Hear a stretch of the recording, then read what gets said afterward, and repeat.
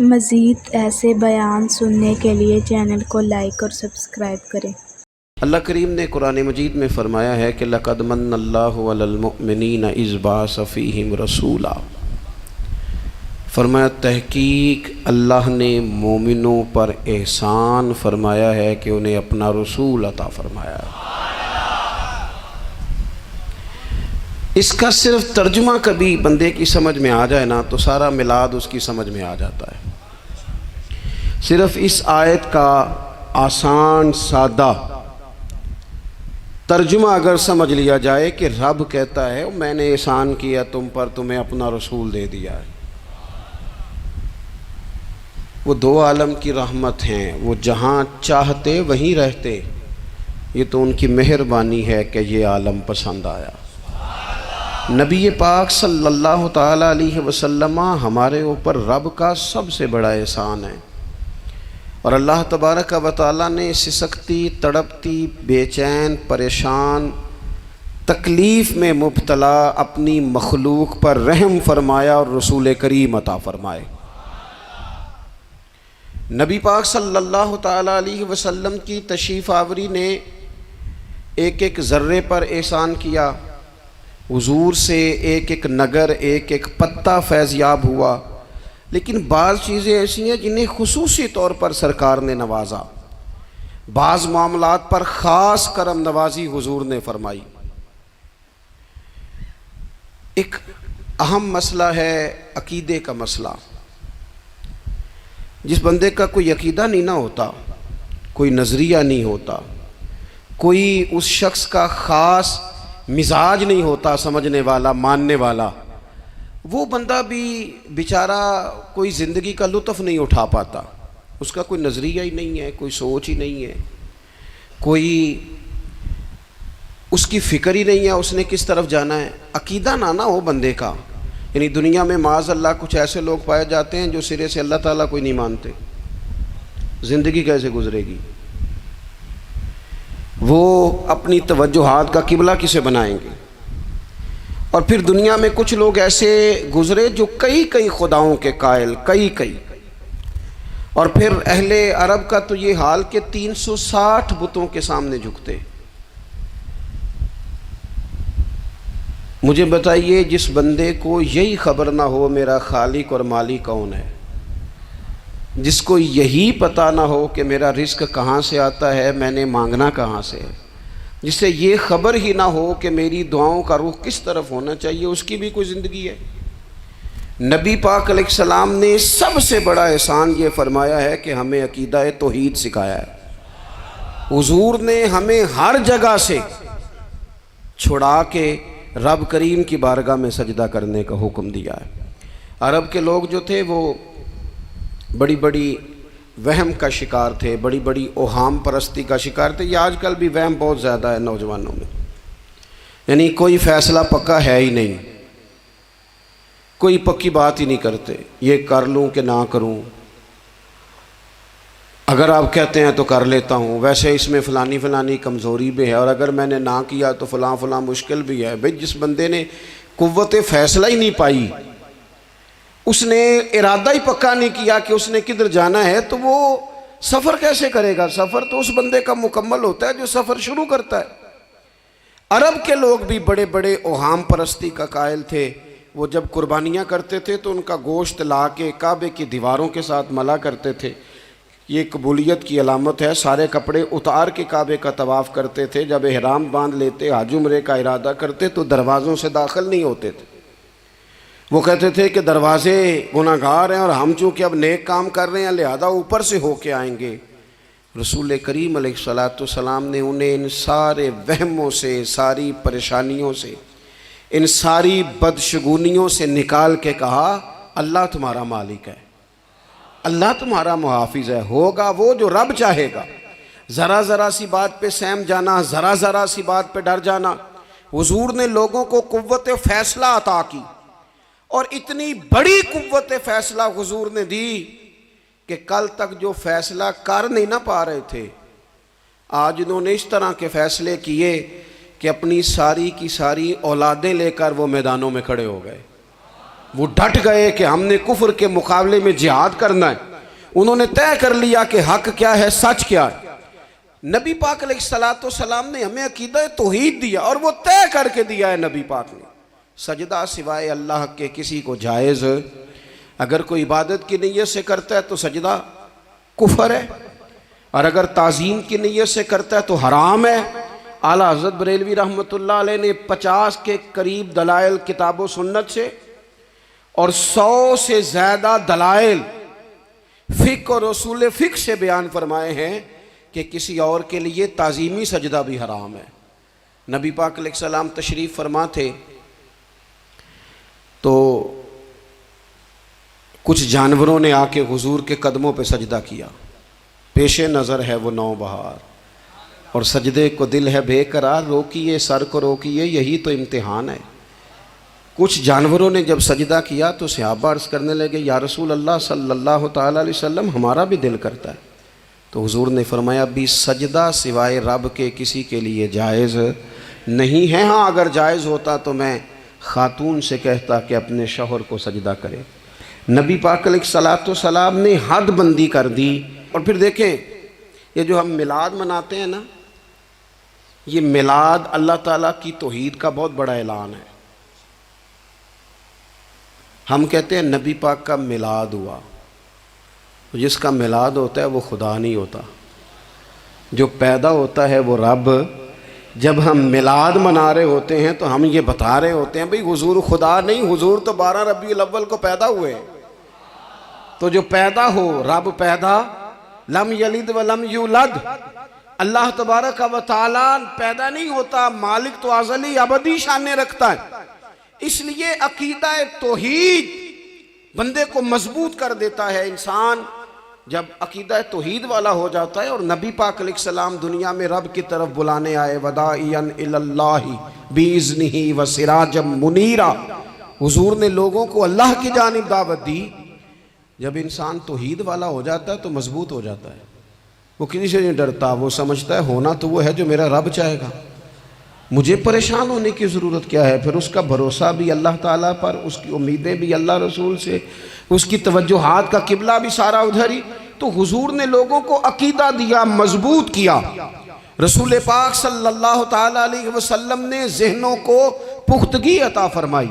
تو سب سے بنیادی چیز حضور کا جو احسان ہے وہ عقیدہ ہے۔ پھر بعض خاص طبقات پر حضور نے خاص احسان کیا۔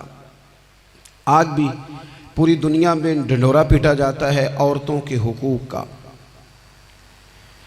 پوری دنیا کے اندر، اور بعض لوگ عورتوں کو بڑا دھوکہ دیتے ہیں، کہتے ہیں تمہیں حق نہیں ملتے لہٰذا تم سڑکوں پہ آ جاؤ، معاذ اللہ، تمہیں حق نہیں ملتے لہٰذا تم معاذ اللہ بازاروں کی رونق بن جاؤ۔ عورتوں کو بڑا پریشان کیا جاتا ہے حقوق کے تعلق سے۔ نبی پاک علیہ السلام کی آمد سے پہلے کوئی خاتون کے ساتھ سلوک اچھا نہیں کیا جاتا تھا، اس کا کوئی جائیداد میں حصہ نہیں تھا۔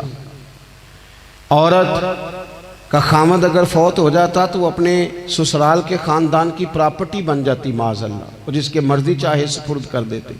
ہندوستان کے بعض علاقوں میں ایسی کبھی رسمیں بھی پائی جاتی تھی کہ بعض عورتیں اپنے خامد کے ساتھ جل جانا مناسب سمجھتی تھی کہ بعد میں کوئی زندگی تو ہوگی نہیں، اور بیوہ خاتون اور طلاق یافتہ خاتون، اس کے بارے میں تو لوگوں کا خیال تھا کہ شاید یہ خاتون بالکل سوسائٹی اور سماج کا حصہ ہی نہیں ہونی چاہیے۔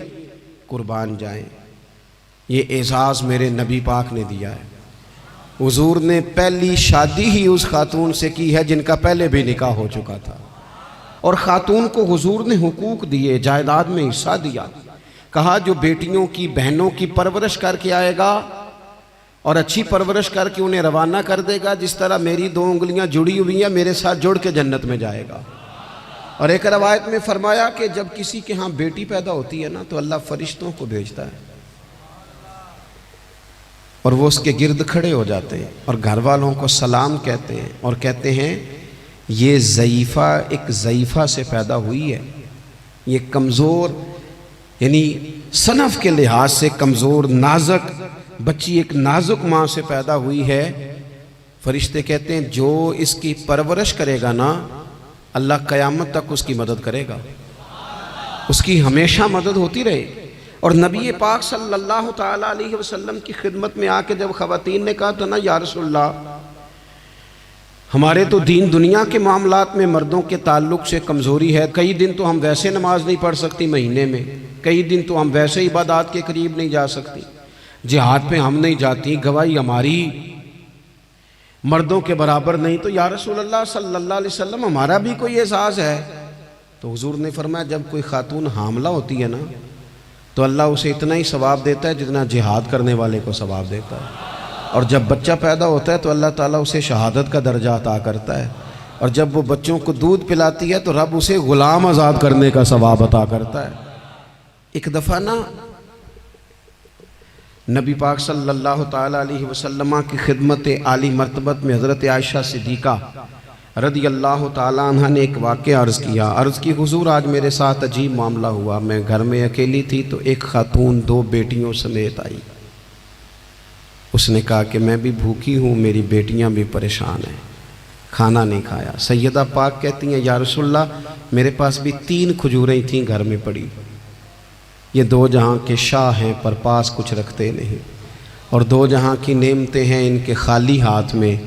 فرماتی ہیں وہ 3 کھجوریں میں نے ان 3 ماں بیٹیوں کو دے دی، ماں نے پہلے ایک کھجور دونوں بیٹیوں کو دی، پھر بچیاں وہ کھجور کھا کے ماں کی طرف دیکھنے لگی تو جو کھجور ماں کے پاس تھی اماں نے اس کے بھی 2 حصے کر کے بیٹیوں میں بانٹ دیے۔ حضرت عائشہ عرض کرنے لگی یا رسول اللہ میں نے یہ بڑا نرالا رنگ دیکھا ہے، ماں کا اپنے بچوں سے پیار کا انداز۔ تو حضور نے کیا فرمایا؟ نبی پاک علیہ الصلوۃ والسلام فرمانے لگے سن پھر اللہ تعالیٰ نے اس عورت پر جنت کو واجب کر دیا ہے، فرمایا اللہ نے اسے جہنم سے دور کر دیا جو بیٹیوں کے معاملے میں آزمایا گیا، اور جس نے پھر ان کے ساتھ اچھا سلوک کیا۔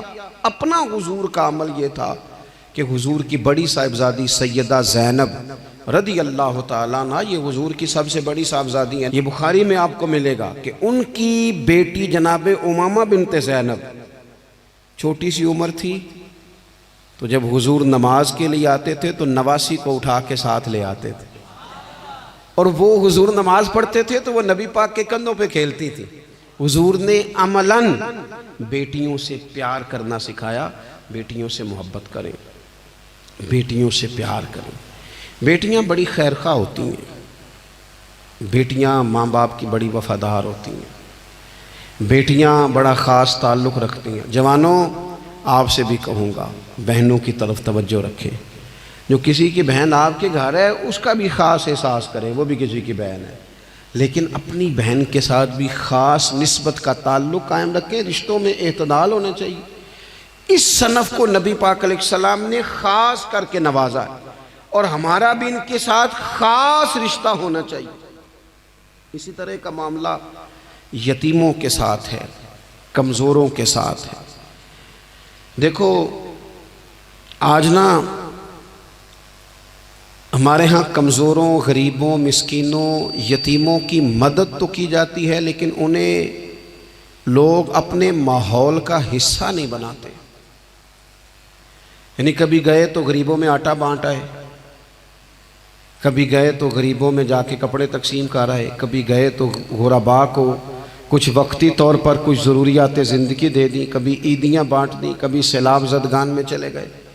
غرباء کو کچھ نہ کچھ صدقات تو دے دیے جاتے ہیں، ان پر کچھ خیرات تو کر دیا جاتا ہے، لیکن انہیں سوسائٹی کا ماحول کا حصہ نہیں بنایا جاتا۔ ایسا نہیں ہوتا کہ ان غرباء کے بچوں کو اٹھا کے بڑے شہروں میں لایا جائے، ان کی تعلیم کا خیال کیا جائے، انہیں اپنے ماحول میں رکھا جائے، ان کی بہترین پرورش کا بندوبست کیا جائے۔ کائنات میں بڑے لوگوں نے کام کیا ویلفیئر کا، بڑے لوگوں نے غریبوں کے ساتھ تعاون کیا، بڑے لوگوں نے محبت کی، سب قابل تعریف ہے، لیکن ہم نے یہ کیا کہ ان کی امداد تو کی، لیکن ان کی محرومیوں کا ازالہ نہیں کیا۔ اور وہ امداد لے رہے تھے تو ان کی پچھلی نسل بھی امداد لے رہی تھی، یہ نسل بھی امداد لے رہی، اور خدا نہ کرے کہ اگلی نسل کو بھی امداد لینا پڑے۔ میرے نبی پاک صلی اللہ تعالیٰ علیہ وسلم کا انداز کچھ اس طرح کا ہے کہ امام بہقی نے لکھا ہے حضرت بشیر بن عقبہ رضی اللہ تعالیٰ عنہ کہتے ہیں میرے والد انتقال کر گئے تھے اور میں ایک جگہ پہ بیٹھ کر رو رہا تھا کہ نبی پاک صلی اللہ تعالیٰ علیہ وسلم میرے قریب سے گزرے، کیوں روتے ہو؟ یا رسول اللہ میرے والد کا انتقال ہو گیا، میری والدہ رخصت ہو گئی۔ تو یہ ہمیں حضور نے سبق دیا ہے، یہ یتیموں غریبوں کا خیال رکھنے کا یہ بھی ایک نقطہ، یہ بھی انداز ہے۔ کائنات کا بڑے سے بڑا درد دل رکھنے والا بندہ یہاں تک نہیں جا سکتا جو میرے رسول کریم نے بیان فرمایا۔ کہتے ہیں نبی پاک علیہ السلام فرمانے لگے بشیر بن عقبہ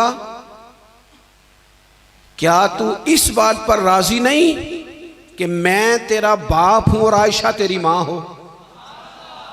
آنا تجھے ہم شامل کر لیں اپنے گھرانے میں، آ جانا، مکمل تیرے معاملات کا خیال کیا جائے، تو آ جا۔ اتنا بڑا درجہ نبی پاک نے تو حضرت سلمان فارسی کے بارے میں بھی فرمایا کہ میں نے انہیں اپنی اہل بیت میں شامل کر لیا۔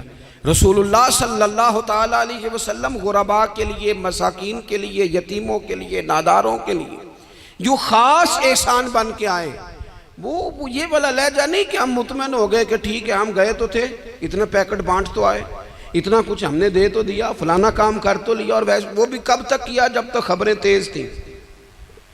ہمارے ملک میں سیلاب آیا، میڈیا نے خبر دی، شور ہوا، لوگوں نے بڑی کوشش کی، الحمدللہ بڑے اچھے جذبات کا اظہار کیا، ڈھیر سارے لوگ وہاں گئے۔ میں آپ سے پوچھتا ہوں کہ کیا سیلاب زدگان سارے اپنے اپنے گھروں میں چلے گئے؟ ان کے گھر بن گئے، لیکن ہمارے جذبے کیوں ٹھنڈے ہو گئے؟ اس لیے کہ خبریں ٹھنڈی ہو گئی۔ ہم تو چلتے ہیں ٹرینڈ کے ساتھ کہ آج کل ٹرینڈ کیا ہے، اگر خبر ادھر کی ہے تو ذوق ادھر کا ہے، خبر ادھر کی ہے تو ذوق ادھر کا ہے۔ دیر پا کام کرنا اور خاص جذبات پیدا کرنا ان لوگوں کے لیے۔ حضرت سیدنا عبداللہ بن ابی اوفا رضی اللہ تعالیٰ عنہ روایت کرتے ہیں ایک یتیم بچہ آیا تھا، اس نے عرض کی حضور میری ماں بھی بھوکی ہے اور میری ایک ہمشیرہ ہے وہ بھی بھوکی ہے، اے روٹی دا دکھ نہ پوچھو، روٹی تے بندہ کھا جاندی دے۔ یہ جو بھوک ہوتی ہے نا، بھوک، بہت سارے لوگ نا، میں ایک شادی میں تھا تو وہاں ایک دو لوگ کھانا کھا رہے تھے، تو بعض لوگ انہیں دیکھ دیکھ کے مذاق کر رہے تھے، ویڈیو بنا رہے تھے، کہتے دیکھو کھانا ہی نہیں آتا، کیا انداز ہے، سارا ان کا منہ جو ہے وہ کھانے سے بھر گیا، ہاتھ دیکھو کہاں تک ان کے لتھڑ گئے، کیا انداز ہے۔ تو میں نے کہا تم ان کے کپڑے بھی تو دیکھو نا، انداز، بیٹھنا اٹھنا، کپڑے پہننا، یہ غریبی کا پتہ دیتے ہیں۔ بھوک جب تیز لگی ہو پھر کھانے کے آداب لوگوں کو یاد نہیں رہتے۔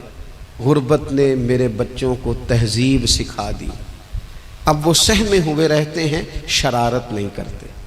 وہ عزیز ہوتا یہ ہے کہ جب انسان کو بھوک شدید لگی ہو نا، پھر اسے ڈاکٹر کی ہدایات نہیں یاد رہتی، پھر تو پیٹ کی آگ بجھانے کو لوگ دوڑتے ہیں۔ تو کہتے ہیں اس بچے نے آ کے عرض کی یا رسول اللہ صلی اللہ تعالی علیہ وسلم ماں بھی بھوکی ہے، بہن بھی بھوکی ہے۔ حضور نے نا اسے 21 کھجوریں عطا فرمائیں، فرمایا 7 تیری، 7 تیری بہن کی، 7 تیری والدہ کی۔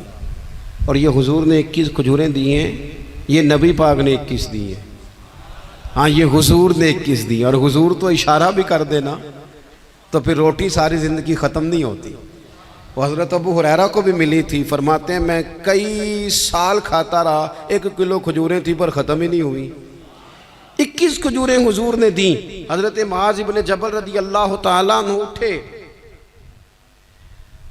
اور دوڑ کے جا کے نا اس یتیم کے سر پہ ہاتھ پھیرا اور کہنے لگے پتر اللہ تجھے اپنے والد کا جانشین بنائے۔ تو حضور فرمانے لگے معاذ یہ تم نے کیا کیا؟ عرض کی حضور اس بچے کی بات سن کے میرا دل بھر آیا ہے، محبت نے انگڑائی لی ہے تو میں نے یتیم کے سر پہ ہاتھ پھیرا ہے، یہ دیکھو حضور کا رشتہ۔ نبی کریم فرمانے لگے سن پھر جس نے کسی یتیم کے سر پر محبت سے ہاتھ ہی پھیر دیا نا تو اللہ ہر بال کے بدلے اسے ایک نیکی بھی عطا کرے گا، ایک گناہ بھی معاف کرے گا اور ایک درجہ بھی بلند فرمائے گا۔ چلو ہاتھ ہی پھیر دیا، تو نے کچھ تو کیا یتیم کے ساتھ، تیرا کوئی تو اس سے رشتہ ہوا۔ اور تیسرا طبقہ ہے غلاموں کا، مسکینوں کا، غریبوں کا۔ میں اور آپ اس ملک میں رہتے ہیں جہاں کچھ لوگوں کو کھانا بھی نہیں وقت پہ ملتا، اور کچھ لوگ 5 لاکھ روپیہ گاڑی کا اس لیے اضافی دے دیتے ہیں کہ مجھے ذرا نا نیو ماڈل جلدی چاہیے۔ یعنی ایک طرف ملک کی حالت یہ ہے کہ بعض لوگوں کے پاس پیسے نہیں ہیں کہ بچوں کی فیس بھر سکیں، لیکن دوسری طرف حال یہ ہے کہ نئے ماڈل کا موبائل اگر مارکیٹ میں آتا ہے تو وہ ختم ہو جاتا ہے، ملتا ہی نہیں، وہ شارٹ ہو جاتا ہے۔ کچھ لوگوں نے اس طرح کیا ہے کہ انہوں نے یہ سمجھا ہے کہ دولت شاید موج کرنے کے لیے ہمیں دی گئی ہے، ہم طرح طرح کے کھانے کھائیں، طرح طرح سے چیزیں اوڑیں، طرح طرح کے معاملات کریں، انہوں نے یہ طے کر لیا ہے۔ اس کا نقصان کیا ہوا ہے؟ اس کا نقصان یہ ہوا ہے کہ کچھ لوگ غربت کی سطح سے نیچے آ گئے ہیں بیچارے۔ نبی پاک کا جو احسان ان غریب لوگوں پر ہے، حضور علیہ السلام کے پاس نا حضرت عبداللہ ابن عمر روایت کرتے ہیں اور طبرانی میں موجود ہے، حضور کے پاس نا 10 دینار تھے۔ ہمارے پاس بھی پیسے ہوتے ہیں نا، لیکن وہ کچھ ہوتے ہیں ہمارے کھانا کھانے کے لیے، کچھ ہوتے ہیں آئس کریم کھانے کے لیے، کچھ اس لیے ہوتے ہیں کہ آج میری مرضی دا نہیں پکا، لہذا میں نے، ہمارے ایک دوست ہیں وہ کہتے ہیں کہ آج کل یہ ماحول بن گیا ہے کہ بچے اگر کہتے ہیں نا کھانا میری مرضی کا نہیں، تو اماں کہتی ہے جا تو برگر کھا لے۔ کہتے ہیں ہمارے دور میں یوں نہیں ہوتا تھا، اگر ہم کہتے تھے نا کھانا میری مرضی کا نہیں تو پھر ہمیں ڈبل چیز کھانے کو ملتی تھی، ایک مار بھی کھانا پڑتی تھی اور وہ کھانا بھی کھانا پڑتا تھا۔ اور پھر کچھ پیسہ لوگوں نے صرف اس لیے سنبھال کے رکھا ہوا ہے کہ جو اضافی چیزیں ہیں نا، اضافی، میرا ویسے تجربہ نہیں ہے اور نہ میں نے زیادہ گہرائی سے دیکھا ہے، بس مجھے بتایا گیا ہے، اور پتہ نہیں اب بات درست ہے کہ نہیں، مجھے بتایا گیا ہے کہ پہلے لڑکیاں بیوٹی پارلر جاتی تھی، اب سنا ہے لڑکے بھی جاتے ہیں۔ اب خدا جانے یہ بات سچ ہے کہ غلط ہے۔ یہ جو اضافی اخراجات ہیں نا، یہ اگر ہم تھوڑے سمیٹ لیں، یعنی مولا علی شیر خدا کرم اللہ تعالی وجہہ الکریم مزدوری کر کے نکلے تو 2 کلو کھجوریں تھیں، حضور بس فرمانے لگے 1 کلو میرے بچے کھائیں گے اور کلو مدینے کے غریب بچے کھائیں گے، یعنی کل 2 کلو ظاہری طور پر کھجوریں ہیں، اس میں بھی دوسروں کا حصہ۔ ہمارے پاس جو مال آتا ہے اگر تھوڑا سا نا ہم اسے یہ نہ سمجھ لیں کہ میرا ہی حق ہے، کسی کو اس میں سے ایک لقمہ بھی نہیں ملنا چاہیے، اگر ہم تھوڑا سا نا دل کشادہ کریں تو 3 لوگوں کا کھانا 4 بھی کھا سکتے ہیں، 4 کا کھانا 5 بھی کھا سکتے ہیں، 6 کا کھانا 7 کا کھانا 10 بھی کھا سکتے ہیں۔ شرط یہ ہے کہ دل کشادہ ہو، دل دریات سمندروں ڈونگے کون دلاں دیا جانے، تھوڑی سی نا کشادگی پیدا کی جائے۔ حضرت عبداللہ ابن عمر کہتے ہیں نبی کریم علیہ السلام کے پاس نا 10 دینار تھے، ویسے تو کائنات ہی میرے نبی کی مٹھی میں ہے، لیکن ظاہری طور پر 10 دینار تھے۔ حضور ایک دکان پہ گئے، 4 دینار کا حضور نے ایک جوڑا خریدا، کپڑے خریدے، وہ قمیض حضور نے پہنی تو ایک انصاری آگے بڑھ کے عرض کرنے لگے حضور میرا بڑا دل کر رہا ہے، یہ مجھے نہیں دے دیتے آپ؟ تو حضور خوش ہو گئے۔ یہ میرے محبوب کا دروازہ ہے کہ جب کوئی مانگتا ہے تو حضور خوش ہو جاتے ہیں۔ نبی کریم سے مانگا اس شخص نے تو حضور خوش ہو گئے، اور محبوب نے وہ کرتا، وہ کپڑے اتار کے اس انصاری کو عطا کر دیے، اور 4 دینار کے اور خرید لیے، باقی بچے 2 دینار۔ نبی کریم وہ لے کے نکلے، رخصت ہوئے گھر جانے کے لیے، تو رستے میں خاتون کو روتے ہوئے دیکھا، حضور رک گئے، فرمایا کیوں رو رہی ہو؟ عرض کرنے لگی یا رسول اللہ صلی اللہ تعالی علیہ وسلم میں فلاں آدمی کی کنیز ہوں، نوکرانی ہوں، اس نے آٹا لینے بھیجا تھا 2 دینار کا، وہ 2 دینار گم ہو گئے، حضور نے 2 دینار اسے عطا کر دیے، وہ دیے تو وہ پھر رو رہی تھی، فرمایا اب کیوں روتی ہو؟ کہنے لگی یا رسول اللہ ڈرتی ہوں دیر بڑی ہو گئی یا مار ہی نہ پڑے۔ تو حضور نے فرمایا چل نہ میں تیرے ساتھ چلتا ہوں۔ حضور ان کے گھر گئے، وہ اہل ایمان کا گھر تھا جن کی وہ کنیز تھی، جا کے کہا السلام علیکم، اندر سے جواب ہی نہیں آیا، پھر فرمایا السلام علیکم، کوئی جواب ہی نہیں آیا۔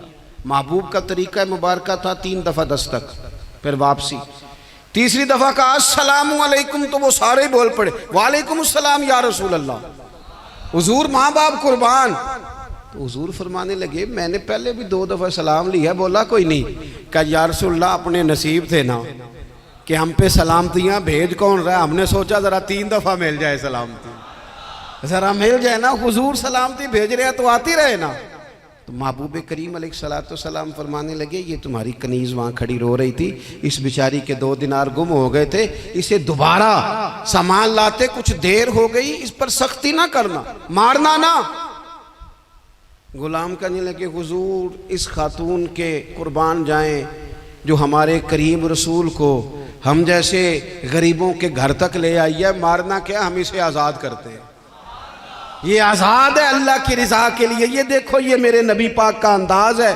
حضور نکلے تو جناب عبداللہ ابن عمر فرماتے ہیں رسول کریم فرمانے لگے شکر ہے اللہ تعالیٰ کا، 10 دینار تھے، ایک انصاری نے بھی قمیض پہن لی، میں نے بھی قمیض پہن لی، اور رب نے ایک کنیز کو آزاد بھی فرما دیا۔ یہ انداز ہمیں نبی کریم نے دیا ہے کہ ہم اپنے دولتوں میں، اللہ کی عطاؤں میں غرباء کو، قریبیوں کو، رشتہ داروں کو، بہن بھائیوں کو تھوڑا شریک کر لیں، تاکہ وہ جو آسودگی اللہ نے ہمیں دی ہے اس میں سے دوسروں کو بھی کچھ نفع ملے۔ اور ایک بات آخر میں آپ کی خدمت میں یہ عرض کرنی ہے کہ جو زیر دست لوگ ہوتے ہیں نا، غلام، ملازم، نوکر، آپ اپنی زندگی کے مسائل دیکھ لیں، جن لوگوں کے پاس لاکھوں آتا ہے کبھی ہزاروں آنے لگ جائے تو پریشان ہو جاتے ہیں، تو جن کے پاس صرف سینکڑوں ہوتے ہیں، تو ایسا تو نہیں کہ آپ ہی ٹینشن میں ہیں اور آپ ہی کو غصہ آتا ہے، وہ بیچارہ کبھی نوکر بھی تو ٹینشن میں ہو سکتا ہے نا، ملازم کو بھی تو کبھی ٹینشن ہوتی ہے نا، اس کے ساتھ بھی تو مسائل وابستہ ہے نا۔ حضرت سیدنا ابو مسعود انصاری رضی اللہ تعالیٰ عنہ بیان کرتے ہیں کہ مجھے اپنے غلام پہ غصہ آیا تو میں اسے مار رہا تھا، نبی کریم تشریف لے آئے، حضور نے ایک جملہ کہا تو میں رو پڑا۔ حضور فرمانے لگے جتنا اختیار تجھے اس پر حاصل ہے نا، اس سے کہیں بڑھ کر رب کو تیرے اوپر اختیار حاصل ہے، لہٰذا اللہ سے ڈر، اس کے معاملے میں اللہ سے ڈر۔ اور پھر حضور تو صرف غلام نہیں، جانوروں کے حق تک کا خیال فرماتے۔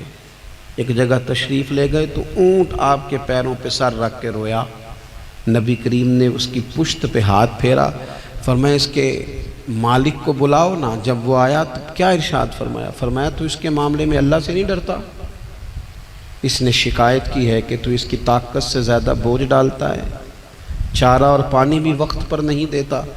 یہ حضور کے احسانات ہیں، ہمیں ان احسانات کا خاص خیال رکھنا چاہیے۔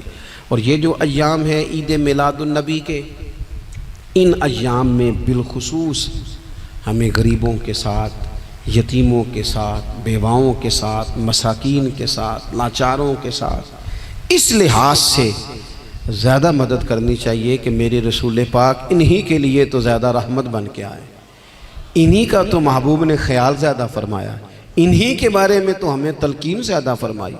وہ اپنے پرائے کا غم کھانے والا، مرادیں غریبوں کی بر لانے والا، مصیبت میں غیروں کے کام آنے والا، وہ نبیوں میں رحمت لقب پانے والا۔ تو نبی پاک علیہ السلام کے غلاموں، یہ ہمیں سیکھنا ہے، اس پر ہمیں عمل کرنا ہے۔ اللہ کریم کی بارگاہ میں دعا ہے اللہ ہماری حاضری کو قبول فرمائے۔ آخر دعوانا ان الحمدللہ۔